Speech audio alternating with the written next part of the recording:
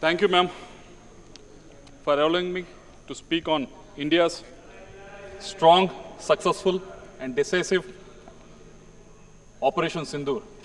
I wish opposition has taken this spirit and expressed it.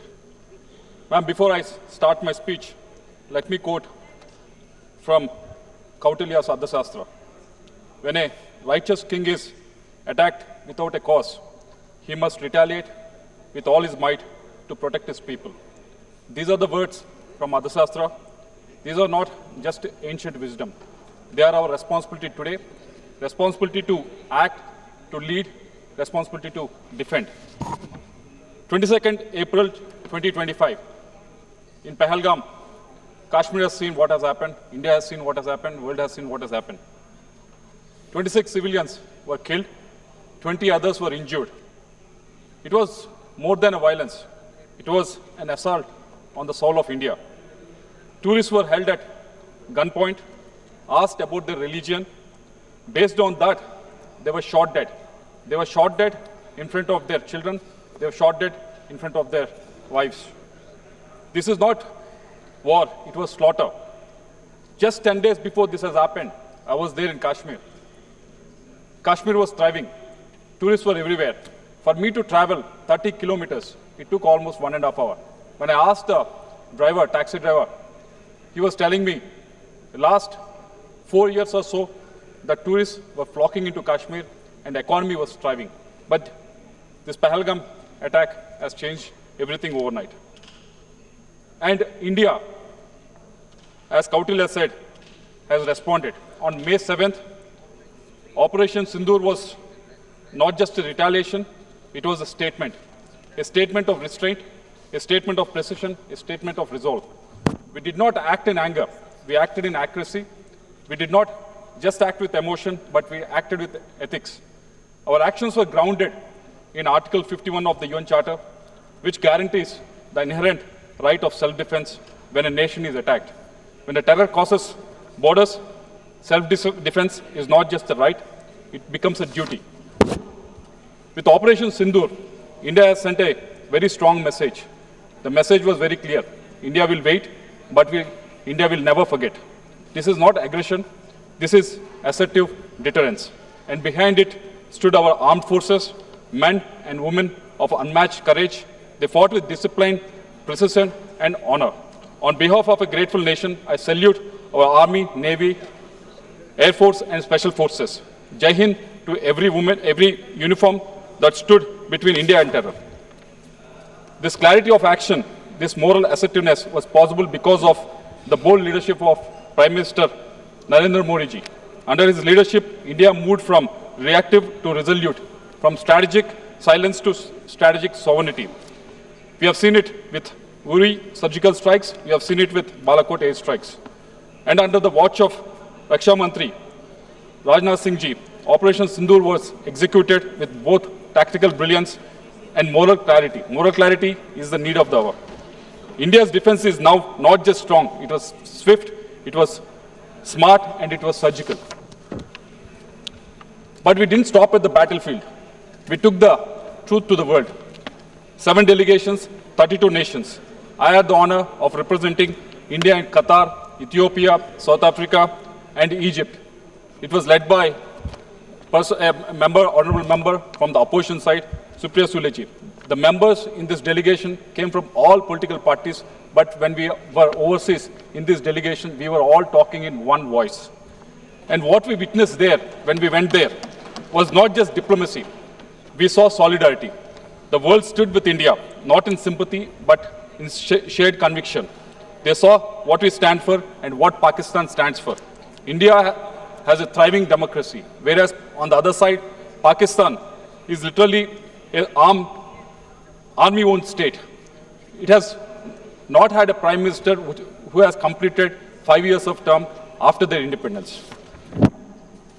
World has also witnessed what India has given. India has given non-violence and Gandhiji. Pakistan has given world terrorist training camps.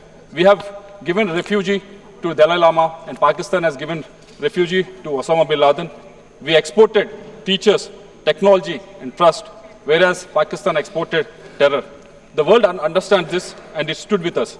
That solidarity was not accidental. It was earned by our External Affairs Minister, Jaishankarji, and our diplomats who worked tirelessly across the continents. Our diplomats has positioned India as a voice of clarity, of responsibility, and of resolve in the divided world. But when we reflect on Pahalgam, on Operation Sindoor, and diplomacy that followed, three urgent truths emerge.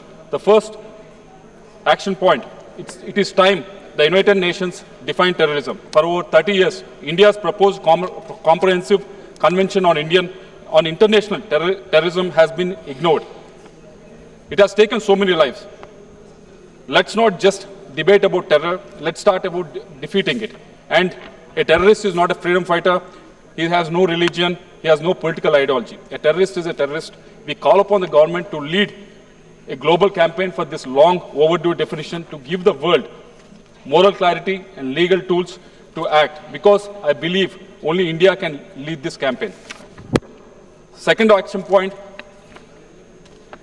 we must work actively with like-minded nations to ensure Pakistan is relisted on the Financial Action Task Force. India must ensure that sponsors of terror are held accountable. UN Security Council Resolution 1373 passed after 9/11 requires every nation to deny financing, sheltering, and supporting terrorists. But across our borders, terrorists are not just shielded, they are celebrated. Their names are painted on the billboards.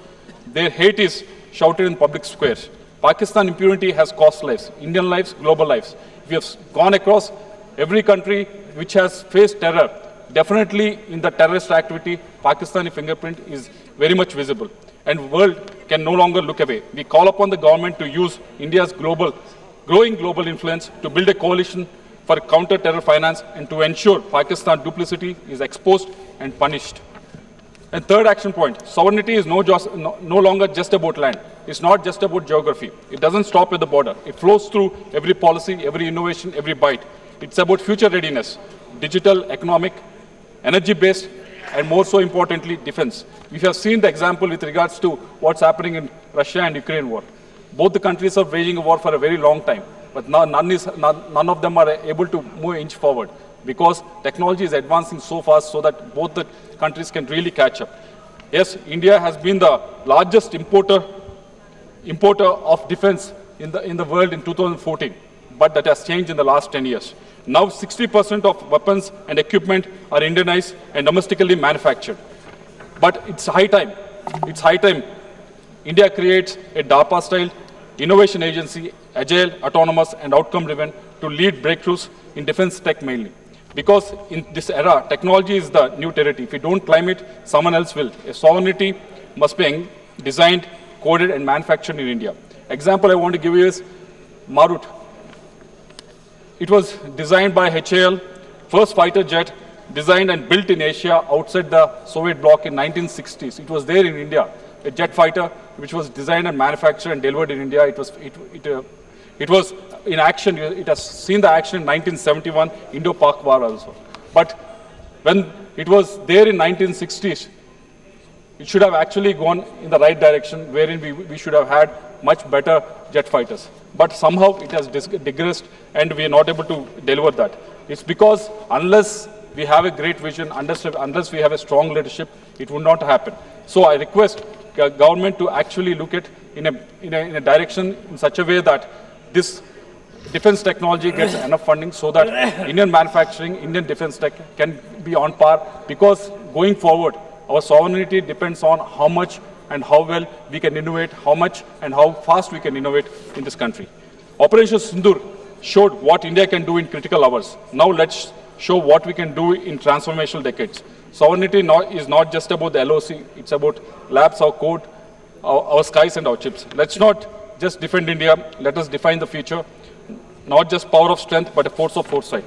This is India's movement. I believe that rooted in our constitution, aligned with the international laws, protected by our armed forces, led by our bold leadership in the form of our Prime Minister Narendra Modi ji, and driven by the will of 1.4 billion Indians. Thank you. Jai Hind.